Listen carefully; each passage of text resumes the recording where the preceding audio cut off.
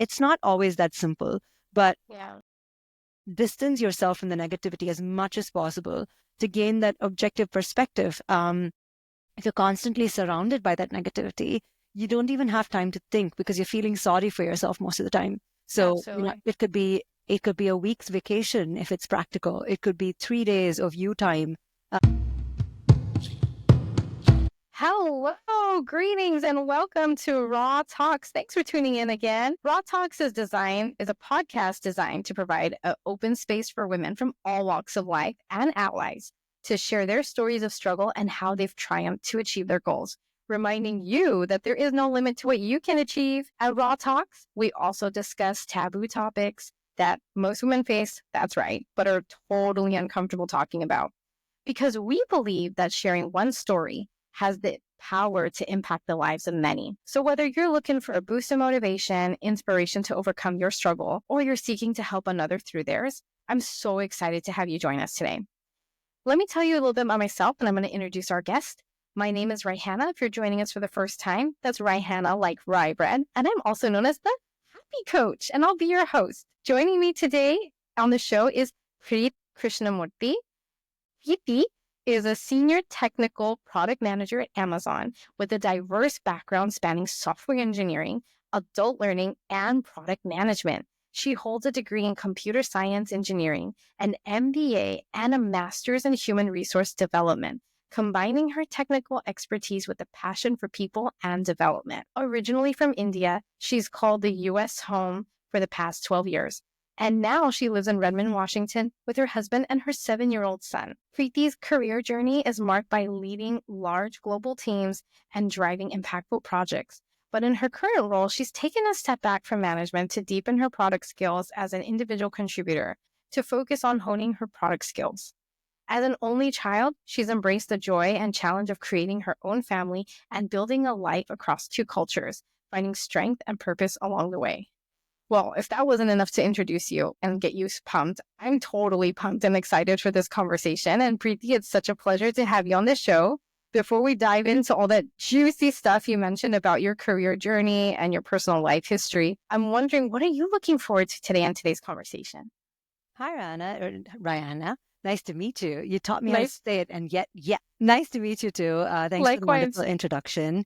Yeah. I think the thing I'm looking forward to the most, honestly, is introspection, right? Life is so busy these days.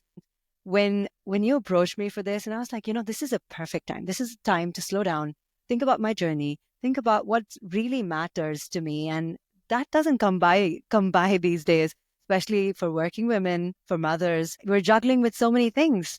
Yeah, totally. That absolutely makes sense. And I'm so happy you brought that up because that's definitely a great benefit for anyone who joins the show to really take time to introspect. And when you're in tech, you definitely don't have time to slow down. Everything's always fast paced, speed up, get on the next project and go. And I totally understand where you're coming from. Well, speaking of slowing down, just wanted to lighten it up a little bit before we dive right in. What brings you joy? Wow, that's a very interesting question. Recently I saw a video that said, "Don't chase happiness," and I was like, "What?" And it's called the happiness paradox, where it said, "Don't chase happiness because it often eludes you." And I'm practicing that actively right now. And what brings me joy is spending time in nature, just observing nature, being part. It's where I find my divinity. And working out, I love working out until I can't think. I love eating and cooking. And I think the best of all is spending time with my family. Nothing like it to just wind down the day, go on a vacation with them, and just hang out. Yeah, I noticed 2 things there. You were very excited when you said love working out and love eating. So tell me, what kind of workouts do you enjoy? I love weights. I love yoga. I am pretty active. So we play tennis as a family, and I love hiking. So it's a lot of fun stuff there in terms of working out.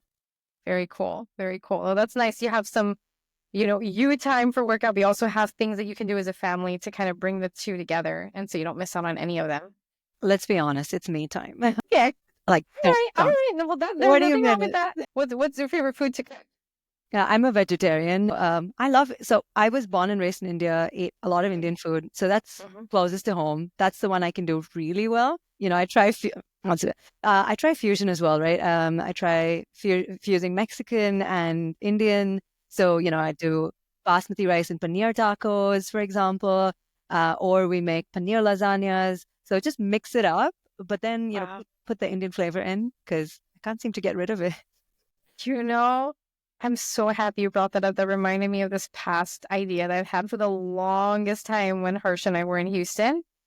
And by the way, folks, Preethi works with Hirsch, my husband. So that's why I'm mentioning the names because she knows him pretty well. So anyway, I was telling her, you know what? We gotta start a restaurant, and we're gonna call it Indo-Lat. Or no, Latindo. We're gonna call it Latindo, and we're gonna combine Indian cuisine with Latino cuisine because I have like a Caribbean Latin background and Hirsch's Indian background. So like we're gonna combine these two and do a fusion that's gonna sell like hotcakes in Houston. And when you said it, it just reminded Flavor me. Wait, bombs of both boom, right? that's exactly what you're doing with the paneer lasagna, basmati tacos. I'm like, it reminded me of that idea. I'm like, one day, Latino's gonna come to a location near you. One day. Bring it to Washington, right? We need more restaurants. Come on. Yeah, I Yeah. know. Everyone's like, Houston's got the food. We got to bring some more flavors to Washington for Houston's not sure. enough, I think. Houston's amazing with the food scene. Yeah. Well, speaking of Houston, I know you told me that first you were that you lived in Houston for some time, but let's take it back a little bit. You said you were originally from India. Tell us a little bit about your journey. How did you even end up in Houston from India in the first place? That's a great question. Well, I grew up thinking I will never move. I'm the only child. So I said, I'm going to take care of my parents. I'm going to be around, very, very stern with my values. 24 years, met my husband. I mean, well, my husband's a childhood friend, but suddenly, some wisdom came in. This is the guy I'm going to marry. And he lived in the US. And I was like, maybe my values can be, forgone for a bit. And at that point, I had done an engineering degree and I had my MBA. I was working with a company called Infosys. It was a good job. And I left that, moved to the US. We were in New York for a brief bit, actually. We lived in Brooklyn for 6 months. I came on a visa called H4. I'm sure a lot of women who've moved to the US have or not just women, but, spouses who come on dependent visas. Uh, it is almost like a furniture visa, right, Hannah, to be honest with you. I felt like I didn't feel great for a year, right? And I was looking for jobs, doubted my decisions for a bit there. And then as a family, I have a great family.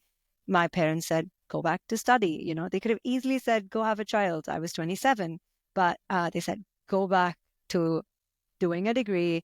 Your family needs this. We need two incomes to have a good life.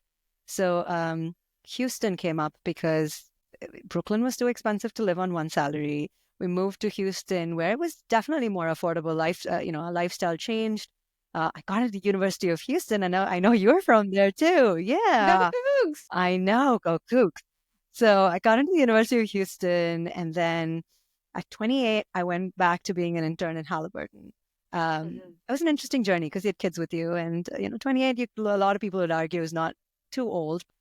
It hits your confidence a little bit, saying, got to restart this whole thing. But life has been kind. I slowly moved up, moving from an intern. I got a full-time position with Halliburton, my previous company, and then went on to be a lead and then manager of a drilling division. It's a very traditional org, and for a young Indian immigrant, I think they were very kind. I did well for myself over there, and that's how I was in Houston, Rihanna. I spent about 7 years there. A little bit of home, right?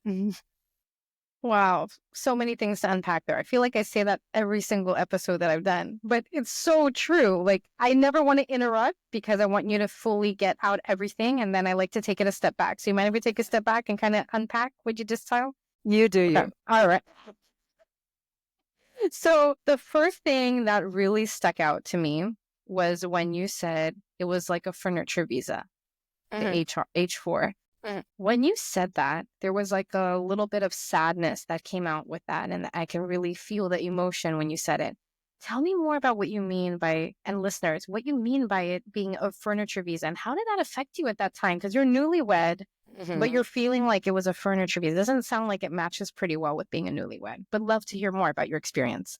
It's also my personality, I have to tell you. I am restless. my husband can vouch for that, But going back to your question, right? I was ambitious. I was extremely ambitious. I thought I could conquer the world. There's a little bit of naivety over there, right? But then I thought I could get a job in the US. I had an MBA. Like, what's to stop me, right? But there's a lot. There's a that lack of exposure of what the US holds was a big piece. But moving here, I wasn't eligible for an SSN. I could have a co-bank account with my husband. I couldn't hold any jobs that brought in money. I could volunteer, but at that point, honestly, I was not feeling the goodness side of my human being, because there are certain other needs that are not fulfilled, like me wanting to be productive, me wanting to contribute to my family. So when I couldn't realize that, and I moved very deliberately from tech, Rahana, because at that point my exposure was like, I don't want to do coding because I like people, I like humans, I like interacting with people. So I moved away from it deliberately. But at that point, I was like, you know what? I'll code. I'll test. I'll recruit. I'll do anything. Just give me a job, a chance. But the visa was a big issue at that point, and it was a dead end. I think it is a dead end for many people that have moved to the US. And I've been a big ambassador for whoever moves. Said, figure it out before you come, right? And all of my friends or my husband's friends who've moved to the US have said, make a plan. Make a plan. If you're fine being at home, if you embrace it, do it.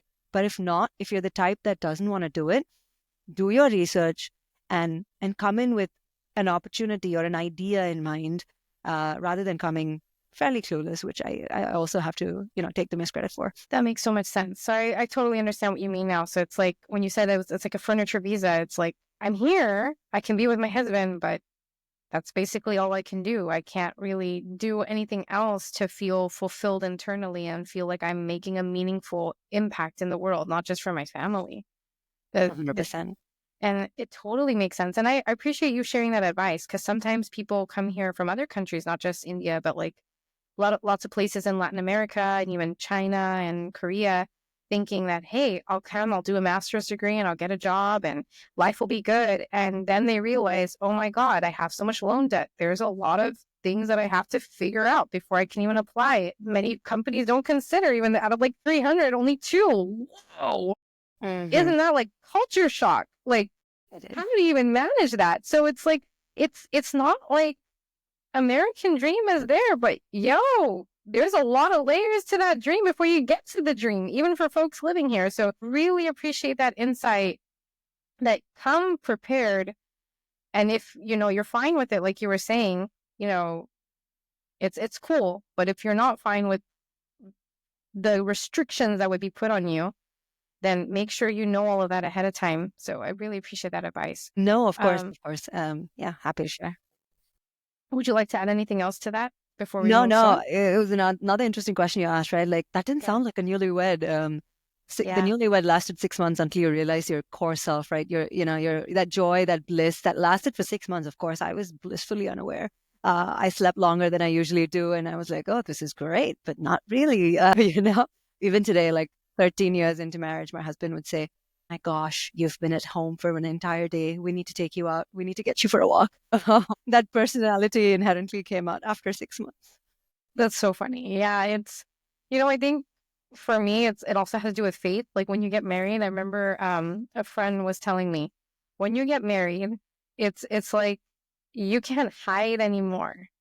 I didn't know what she meant, right? But I think it goes beyond religion, because you're some like, I know you're getting my drift right now. You know what I mean? You know what I'm saying? At first, it's like when you're at home, it's like you can go in your room, you can cry it out, you can hide your emotions. I mean, for me, I'm the type of person, my emotions, whatever I'm thinking, feeling, shows right through my face. And when you're married and that person sees you, all of you, you can't hide anything. It's like, man, that's what I release. There's a little eye twitch that can cause I know what you're going through. I'm like, yeah, you're actually right. That's exactly, I want to say no and vehemently fight, but oh my gosh, they learn your each sign of your body language, even if you're not in your feelings, right? Like a little bit of an eye twitch, or Preethi, your pitch is higher than usual. That's not the truth. I'm like, oh God, that's not But that's funny though, because sometimes it could feel so uncomfortable. But on the flip side, it's like, if the person really didn't care, they wouldn't pay attention to that eye This is twitch. true. They wouldn't have paid attention to the change in your voice and the tone of your voice. This is But they true. care so much to devote that mental energy to understand what is going on with my spouse. So I feel like that kind of offsets the uncomfortableness first. At least like in the first couple of years, you're like, oh, this is really uncomfortable. But then it starts getting a little bit more better. Like, oh, it's care, it's love, it's understanding and compassion, and you just need to like embrace it that way. And then it's like, oh yeah, cool. This is a new life. You get used to it, right? You're still getting used to it, right? Yeah, I'm so much more. I totally like my listeners probably wouldn't even like think this at all. I'm totally an introvert. Like I'm You totally don't drained. seem like one at all. Yes, I am. I'm totally an introvert. If I'm around people all day, I'm like my energy is drained, and it's crazy. So for me to like get comfortable with someone constantly like noticing things when I'm not even like acknowledging it myself, it makes me feel a little uncomfortable. But it's not like I feel like it's like if it's a bad thing or if it's a problem, I code it in my mind now. It's compassion, it's care, and I need to see it that way. And if you have a spouse like that, like wow, man, you're really lucky because there's some that like play video games all day, you walk right by them, oh, they didn't even acknowledge you. So it's a gift, I'd say. So Truly, yeah, it truly is. But I joke around, right? Because we've earned yeah, the right to do that now. for sure, for sure. Okay, but let's get back to you. Yes, Enough Ryan. about me. You were saying how you deliberately switched from tech and you went into working in oil and gas. Why did you want to make that deliberate switch? Because you were talking about, okay, you had furniture visa, then you went back to school, and like, I deliberately want to make the switch from tech. What happened at that time? I honestly think it's a lack of exposure, to be perfectly candid with you. I grew up only wanting to be a computer engineer. Like that is all I wanted to do. From the 8th grade, my parents always sent me to extra computer classes. I would do all facets of it. Like I would be coding in the 9th grade or the 10th grade. I would be learning Java. And for the fun of it, I would be building websites, like I was that geek. In college, I was that nerd that also would love coding and do I would be like, this is the algorithm. It got me excited. When your friends would be remembering the code to get through the exam. And I was like, no. But then I went into my first job as a very young person, like 21-year-old, and I was a software engineer in India. And back in the day, I'm going to date myself, but back in the day, uh, it was it was not as glamorous, to be honest with you. The service industry was Preethi. Here's a code, go do it. Here's a module. We didn't know where it fit. I was always a big picture person, right? Where did this fit in? What did it solve? Like, I didn't get the answers. And to me at that point, I think wrong because I'm back in tech, right? We're going to get back to why. Yeah, I thought wrong because I thought this is tech, and I was in India knowing only so much. My exposure is pretty limited, and I said, you know what, this is not for me. I'm moving, and that I went and got an MBA, and uh, I specialized in marketing and human resources at that point, and I went deeper into the business side of things as well. So that's why I moved out when I was 23 years old, fairly young, brain's not developed fully, right, Hannah? Let's be honest. Yeah. But it's also a perfect, another flip side, it's a perfect way to explore because there's low risk. You can always go back if you wanted to. There's nothing set in stone. Like you've done like 10 years and you have to kind of explain yourself. Like, it's like, oh, I want to try this. Don't really like it. Let me try something else. So totally, I understand the immaturity part, but to kind of look at it in a neutral way, look at what gifts it brought you. It helped you to, Brilliant. well, you tell me, instead of me telling you, what gifts did it unlock for you as you made this transition? I'm going to make a small joke and then I'll move on. I promise. Okay. I am from a traditional South Indian conservative family, and it is extremely hard for me to get out of the house because we live with our family. And our family is extended as well. So my grandparents, my parents, and I live with a whole set of rules.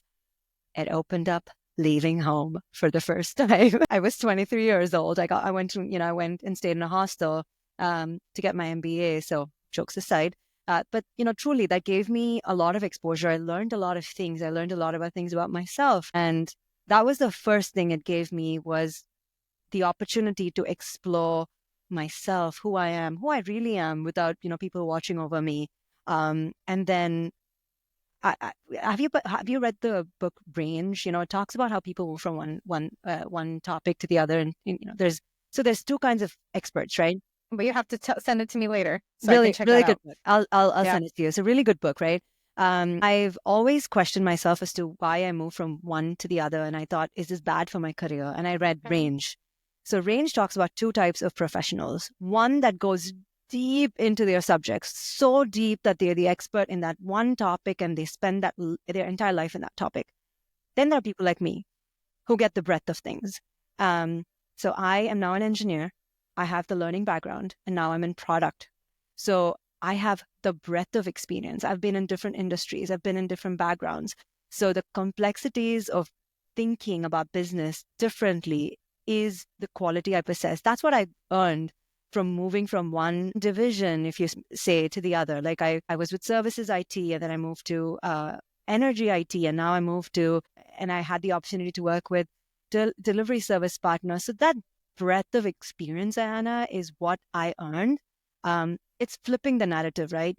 Hey, it's not me going from one thing to the other because I don't know what I want. It's me exploring the opportunities to make Absolutely. my experiences more richer, more diverse, to learn more, because I still want to grow more. I still, even if if you talk to me at 65, 70, I'll say, I still have a ton to learn. That's the way that I think about life.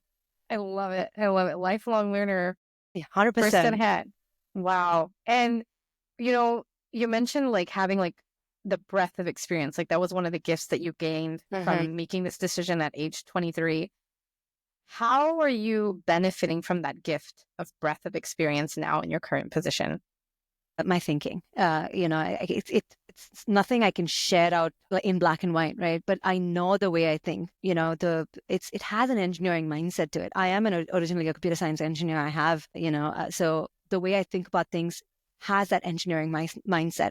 My MBA will say customer first, needs analysis, do your stuff. So everything I do along the way has made me a better employee, has made me work harder, has help me think about solutions from a different perspective, right? It's not a single-minded focus, but it is enriched by the experiences that I have. And that obviously translates to uh, potential recognitions, right? I was able to move within Amazon from being an individual contributor to a manager. They gave me a chance to be a tech product manager. So that is what I earned, is the trust, the ability to grow and to continue to grow in my career as well. Absolutely. That's so cool. And I totally understand what you're saying. I was a product marketing manager before at HP before I started my business. And one thing I learned was as you mentioned, the breadth of experience. When you have the MBA, when you have worked in different industries, you kind of bring that all together and provide a different perspective along with your age. Like I think, when you're older, you kind of have a fixed way of thinking. When you're younger, you try to explore new things. And a combination of those two in the same room can be really beneficial. That's my own personal opinion. But sometimes there's a lot of backlash, like, oh, you're too young. You don't know the industry. You don't even know what you're talking about. You're fresh out of grad school or whatever it is. And I think sometimes when you have that mentality, you're blocking the gift that person is trying to give you. Hmm. And you just beautifully described that. Like, because you dipped your toes in a few areas across the industry, and not even just in different teams or services, but different industries. Like, Hmm. it's an enormous amount of breadth that you're bringing to your current position. And I can only imagine how working with you would be like. Like when you show up, you're going to show up strong. You're going to show up like knowing that you've done your homework, you've done all the analysis, and you're providing a very holistic perspective when you speak. I'm sure that's what you're doing, but you tell me how accurate I'm with that on that one. You're accurate and also not, Rihanna, because I I'm a woman, right? And with that comes a lot of, I wouldn't say baggage, but I think it comes with a lot of characteristics, I think is the best way to describe it. Mm. And I'm a woman of color, right? I'm raised, like I mentioned earlier, I'm raised in a conservative South Indian family, in a Uh-huh. joint family. That makes me who I am. So even if I am the one that knows the most in a room, I often find myself being quiet. And as a side little story, my previous manager in Halliburton, she's a phenomenal lady. So I worked with her, and she would say, Preethi, you look so young. Because honestly, I did, right? And all of the folks who work in oil and gas, their experience is usually greater than my actual age. That's how tenured, that's how brilliant those minds are, right? So when you go in as a training manager and tell them what to do, they're like, huh? So my boss used to tell me, Preethi, when they look at you, they say, is that called an intern? But then when you open your mouth, you know what you're saying. Do it more often. I try to remember her every time in meetings because this is the problem that I have, right? And I'm sure many women face this. There's a fine line between branding and boasting. And humility and showcasing your talents, right? And I don't know that line. So you say that I present myself well. Sometimes I have questions about, am I showing off? Preeti, you were raised to be humble. You were raised to put your head down and work, and things will follow you. Do you really need to speak right now? Right. So I have that little bit of a personal brand problem that I'm honestly working on, Raihana. And I know a lot of women of color, just not just us, but specifically women and women of color have these problems because we grew up in different cultures and we come to a culture that says showcase your work, showcase yourself, your brand image is who you are. And the reality is in today's world, if you don't do that, you're not going to grow. So that is honestly my blocker in my own growth. Is I am my blocker is I can be stellar in terms of my job. Do I talk about it as much? Do I present it well enough? That's still a work in progress. I'm so glad you said I wasn't accurate on that because you just opened up a whole new can of worms for us to dig right into. Dig away, my friend. Tea bags, probably. That's a better analogy. Because we're talking about culture. Wow. That's pretty incredible.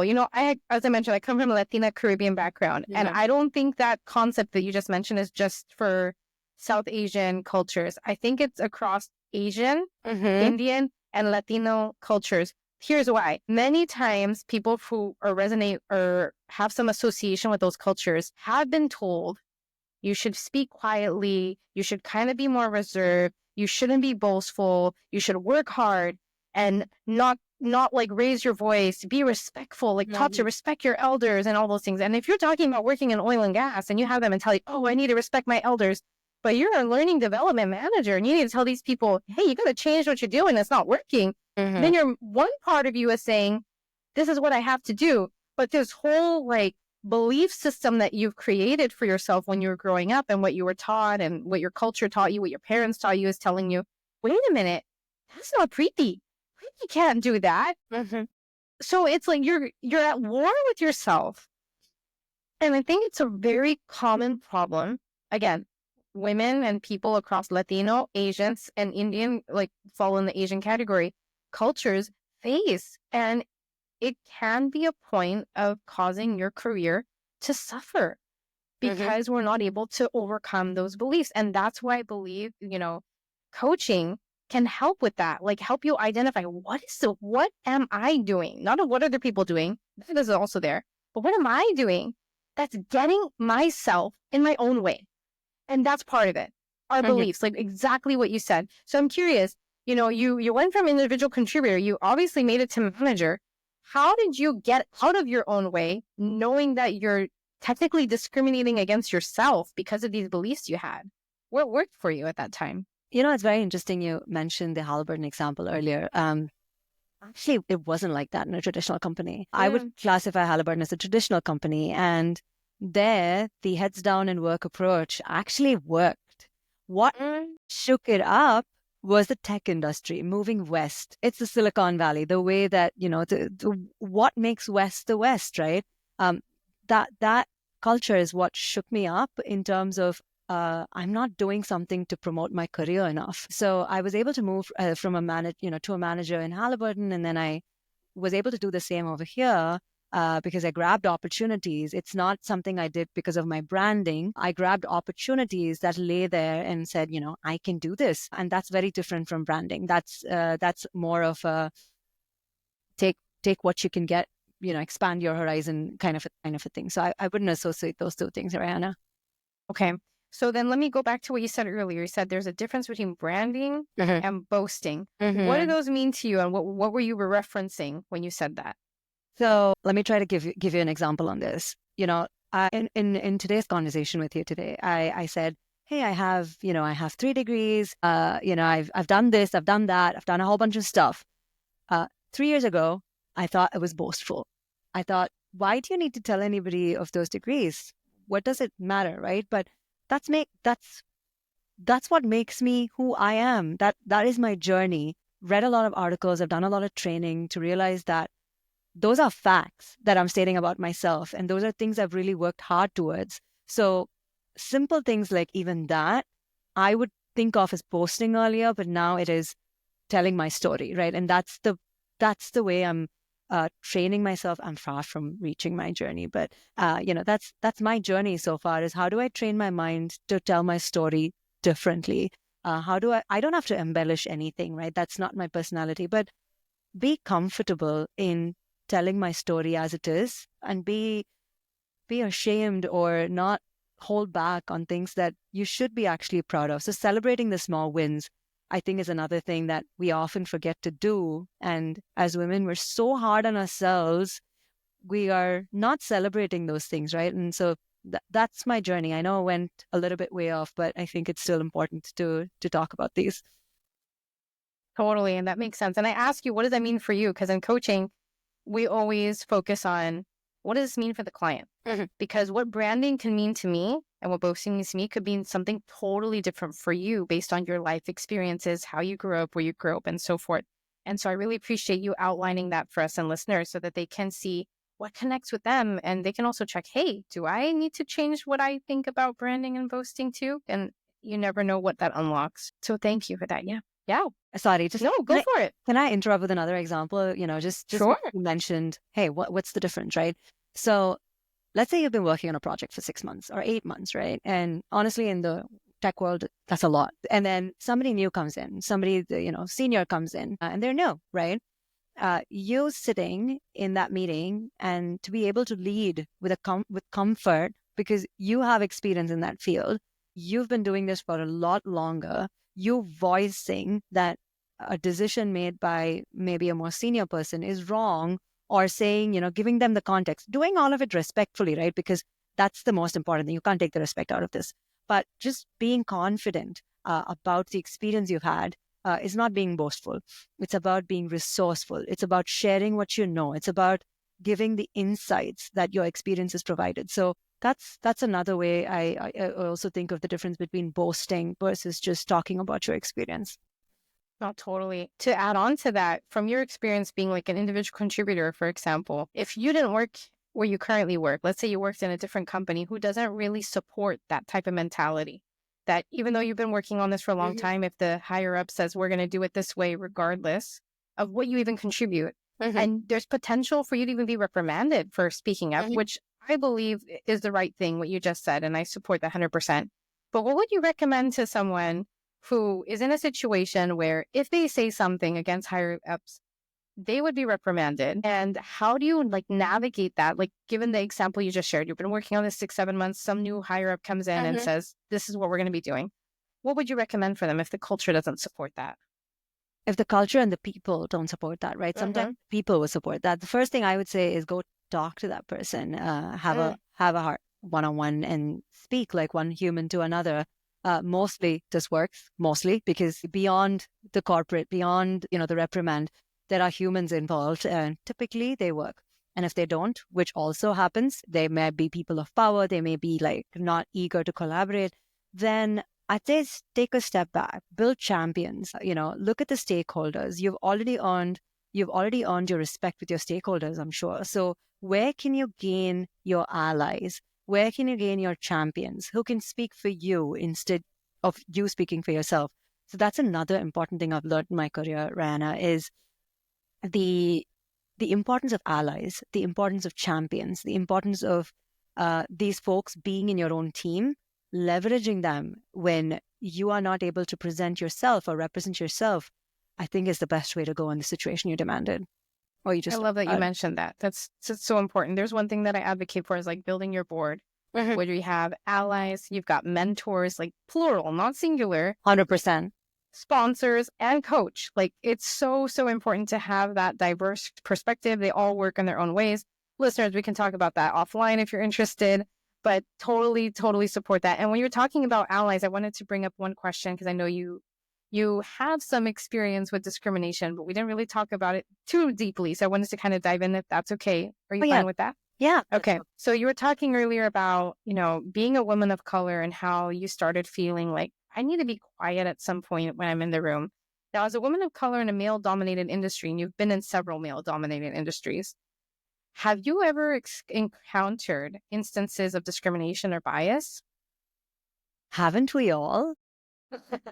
I mean, that's the honest truth, right? And there's some instances where y- people don't look at you while speaking. There are some instances where our intrinsic nature as women is misconstrued for gender stereotypes. Like I am usually a very caring person. I will buy lunch in a common meeting if nobody else is ordering. I hate people to starve. And that's a gender misconstruct. That can be construed for any time that's happening. Preeti is going to feed us too. No. So it's, or it could be in a team of male dominated folks, you get the less important projects. It happens to every one of us. It happens in different ways. Some are soft, some are blatant. It could be passive aggressive statements. So it's all happened, Raihana. Yeah, I think for some of it breaks you down, but some of it builds you up. It brings the resilience back in you. Um, I'd say in those instances for me, it takes a bit, right? When because you're like, you don't do this to other people. So when it happens to you, you're like, what's going on, right? It takes a minute for us to sort of bring ourselves and build us back up. But I think the most important thing is to not forget who you are. Forget don't forget your roots, right? Like for me, no matter what, the background, the culture that I was raised in is who I am, is what makes me who I am. That's my Absolutely. authentic voice, and I will not forget that authentic voice. So never be apologetic for that and distance yourself from the negativity, right? It's easy to say, oh, quit your job, move to another team. It's not always that simple, but Yeah. distance yourself from the negativity as much as possible to gain that objective perspective. If you're constantly surrounded by that negativity, you don't even have time to think because you're feeling sorry for yourself most of the time. So, Absolutely. it could be a week's vacation if it's practical. It could be 3 days of you time where, if you have kids and if you have a husband who works, let them go do their things while you take 3 days to unwind and think about what's going on. So that's what I mean when I say distance yourself from negativity. It could mean multiple things to multiple people. And finding the allies, like you said, sometimes you're even questioning, am I imagining this? Is it really happening to me? And sometimes you need someone to say, Preeti, I see it too. Like this is happening to you. Finding those people you trust is important. And and finding a mentor, like you said, Raihana, is just so critical. I have multiple mentors. I have a woman mentor to talk about imposter syndrome. I have a woman mentor to say, I want to be you, like, so she talks to me about that. And I have a product manager mentor to talk to me about product management. But this is where I go to my mentor, who's a woman, and say, what do I do? And you get that objective, non-team based, and I say non-team because your mentor should be outside your team because they should not be invested in your goals, should not be invested in your output at work. So that's the only way to get an uh, objective advice that you can decide to take or not, right? But those are the things I would advise. So I know I said a lot, just to summarize that, distance yourself from the negativity, introspect, be unapologetically you. That is critical. Find allies, find mentors, and take action, right? Whatever that action might be, take action. So I know I said a lot, Yeah. but it's a No, close that was topic. perfect. And if I may add a first step before all of that you Oh, just please. mentioned, first and foremost, I would recommend acknowledge what's happening. If you are being discriminated against, like you can feel it. You can feel it in your heart. You feel it physically, mentally, emotionally. give yourself that space and grace to deal with that on your own before you start looking for outside help. Because sometimes if you don't acknowledge that for yourself, let yourself have a good cry, journal about it, reflect. Sometimes you might end up looking for, how can I counter this? How can I prove it's actually not happening? Or how can I like exert blame on somebody else? Like, oh, they're doing this because of this. And we start making up all kinds of reasons, which fabricate the story more than what it's really happening. And that can do a lot of that could be detrimental to us internally and how we're showing up. And so I think what you said was brilliant. I would just add, give yourself some space to really understand what's happening, and absolutely like seek allies, seek mentors, get a different perspective, and don't let it like overcome you, and make sure that oh God, I lost my train of thought. Make sure you're like being your authentic self. That's what it was. I was like, oh, I'm missing something. I was just going to say, well done, coach. You just said that like a true coach. And then you lost your train of thought. You mentioned allies, mentors. Where's the sponsor and coach on your board, man? I'll add that to my list. Yes, ma'am. Yeah, I'm joking. No, but totally. There's benefit in all, for sure. Again, we can talk about that offline later. You know, we're almost at the end of our time together, and I really want to make sure we bring it home to one of your important values, which was family. And we didn't get to talk much about it, but I know you mentioned how important it was. Like, there's something in your culture, or just what you've learned growing up, there's something taboo about being the single child. Can you speak to that a little bit, since you're now the mother of a single child as well? And what does that even mean to you? And tell us about that experience. Where do I begin? Okay. I grew up as a single child, and, I always grew up to statements like, Preethi, but you know how to share. How come? Like, what? And then you're like, you're actually a responsible person. You're not like other single children I've met. I'm like, okay, cool. And then more recently, as a mother of a single child, and you're like, oh, your son is very well mannered. It's very different from all the other single children I know. I'm like, what are you all saying? So maybe it's a taboo in our culture, perhaps. I'm not really sure, but I think as a mother, the importance of raising a child it's super dear to my heart, right? And I just want to say to those who are thinking of having one child, who are one children, or are a single child, we have the burden of being the son, of being the daughter, of being whoever your parents want to be. You have the burden of responsibility, because my parents are alone in India right now. I'm the only one to constantly be thinking about them and say, my gosh, I left y'all and came here, going back to what I said earlier. It makes you who you are. It makes you very responsible, contrary to popular belief that, you get what you want. It's temporary, right? It teaches you a great deal. It teaches you resilience, because, the beauty of having siblings is you go through, as one of my friends joke, you go through similar tragedies in life, raised by the same parents. It's a joke, obviously, but you have similar experiences to share your life, right? For single children, we don't have that. And it teaches you a great amount of resilience to introspect, to think, because nobody is going to understand your experiences like you. And it makes you stronger. It makes you more independent. It makes you you, I think. So, for all of those parents thinking about single children, 3 things. It's who your child innately is. Every child has their own personality.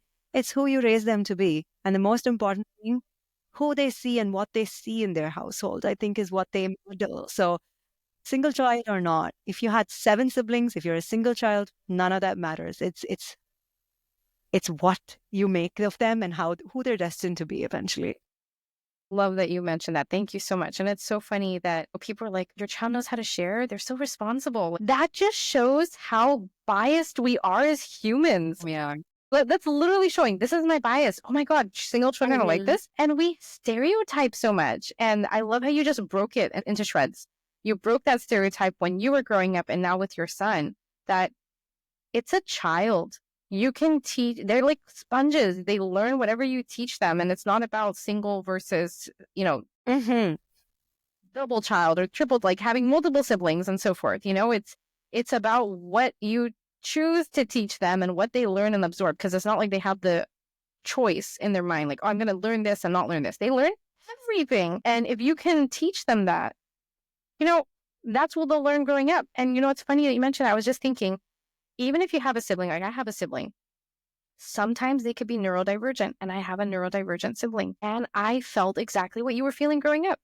I have to wear the hats. I got to be the responsible one. I have to take care of my sibling. I need to take care of my parents. I need to not worry. Like at the time, I felt like I got to worry about everything. But it was more like I was taking care of everything. And even into my adulthood, even though I was the younger one, I still felt bad. So I Mm-hmm. think it speaks to the fact that whether you're a single child or you're a sibling, and you have a neurodivergent sibling in your family, or you're the neurodivergent one, sometimes it can feel like that, like the roles reverse and like you're taking on way too much more than you need to. But it's all about finding out, like you mentioned, going back to who are you? Who do you want to be? How do you want to show up in the world? Mm-hmm. Remembering you have a choice. You learned all of this growing up, but now as an adult, you can choose. I'm going to keep this belief and follow this and take this lesson and leave this one. And you decide what's going to work for you. And that's, again, what I believe is the beauty of coaching, because it kind of unlocks that for you as well. But, thank you so much for that. As we wrap up today, and I'm so sad our time has come to a close because we were having such Likewise, a Hannah. fantastic conversation. you know, I love talking to people about happiness and how they can create more for that in their life. And I'm curious for you, Preethi, what does happy mean to you? And how do you create happy in your life? Remember I spoke about I'm not pursuing happiness now. So I'm Yeah, just going to end yeah, with that same thing. It's the happiness paradox. Uh, yeah, Happiness is when I am with my family, with nature. Happiness is doing things that brings me true joy. Um, and there are instances that, I'm hosting a party, and that makes me happy. I'm well-fed stomachs and a happy smile. I'm really happy. A great job done at work, and I'm really happy. So it, I'm not restricting myself to a box in pursuit of happiness. I am looking for activities, or I'm looking for things, or I'm doing things, and I'm experiencing life. And while I experience life, I experience joy. And if I experience joy, I try to repeat those things to see if I can repeat the experience of joy. And sometimes it's possible that I don't. Like, I could go for an amazing hike. It could make me the happiest person in the world. The next time I try it, I'd be like, what was I thinking? Then I find something else. So more than the pursuit, it's just identifying what makes me truly happy and just enjoying that happiness, Raihana, I think is yeah. where I am. Just, yeah. And I think the closest thing to that is family. And yeah. I'm with you on that. That sounds amazing. And I heard you say pursuit in the end. So I'll be careful with my words here. I would never encourage anyone to pursue it, because that goes back to what you were saying earlier. Like you're just Mm-hmm. chasing it. Like it's Mm-hmm. a goal that you have at the end of the tunnel, and you're never sure if I'm really going to reach that goal. Right. But for me, it's all about how do you create it? And I feel like what you said, it's all about I'm going to create it in every single moment of my life, whether I'm going to spend time with my family, I'm going to do nature, I'm going to do my workout, I'm going to cook something fantastic, I'm going to do a really excellent job at work, or it just happens and I'm going to feel great about it and move on. But it sounds like, as you were mentioning, celebrating small wins, even the Mm-hmm. big ones, that's what it sounds like you're doing with happiness. You're creating the small moments and the big ones and seeing where you can replicate it. And if not, you're going to find new ways to create that for yourself so you can experience joy throughout your life, which is only going to help you get more energy to do everything else that you love in your career and your life. How did that land with you? Beautifully. Well said. Like, you're the host. I couldn't say it better than that. That would have to be the last words. I'd love to hear your version for sure. And you'll have to save it for our coffee chat next time and let me know what your version would be for that. So 100%. I think that it would be very, very close to what you said, Rihanna, to be honest with you, but we can definitely chat. I'd love to continue chatting with you. yeah, Yeah. definitely. So, Preethi, it's been an honor to get to know you and do this with you. I've been thinking maybe we can do a part two of this sometime in the future and recap like what's changed. And you let me know if you're up for that, and we can touch base in a few months or so and see what new insights you unlocked as you've created more happiness for yourself and experienced like how can I be more branding and not boasting and so forth. Are you saying I'd say no to another round of introspection and awesome conversations? I don't think so. Yeah, it's a yes. Yeah, absolutely. Absolutely. This was great, Rihanna. Thank you so much for having me. This was a lot of fun. It was like talking to a long lost friend. So thank you for that. I Yeah. appreciate that. Thank you so much. And I'm so sorry we've come to the end of our time together today. But listeners, before you go, make sure you subscribe to this podcast. Give me a follow on LinkedIn, Instagram, YouTube, the works. And if you have any future requests for topics or speakers, or you believe you would be a fantastic speaker for the show, send me an email at rayhanna@rawcoaching.com. I'll drop that in the show notes. And one last thing I forgot to ask, Preethi, if there's someone on the show that's listening in and they'd really like to get in touch with you, would you be okay with that? Oh, yeah, absolutely. Absolutely. Isn't that what life is Okay. about? Yeah, absolutely. But I always like to ask just in case. Thank you for And that. what's the best? Yeah, for sure. And what's the best way for someone to get in touch with you? I can drop that in the show notes too for That would be LinkedIn. I think LinkedIn would be the best way to start off the conversation. And then, we Yeah. can always see where that goes from there. And I can share Awesome. my LinkedIn profile. I think you have my LinkedIn profile, so feel free to share. Yes, I do. I do. Yeah. Thank you so much for that. All right. All right, folks. That's it. Stay tuned for the next episode of Raw Talks. We'll see you next time.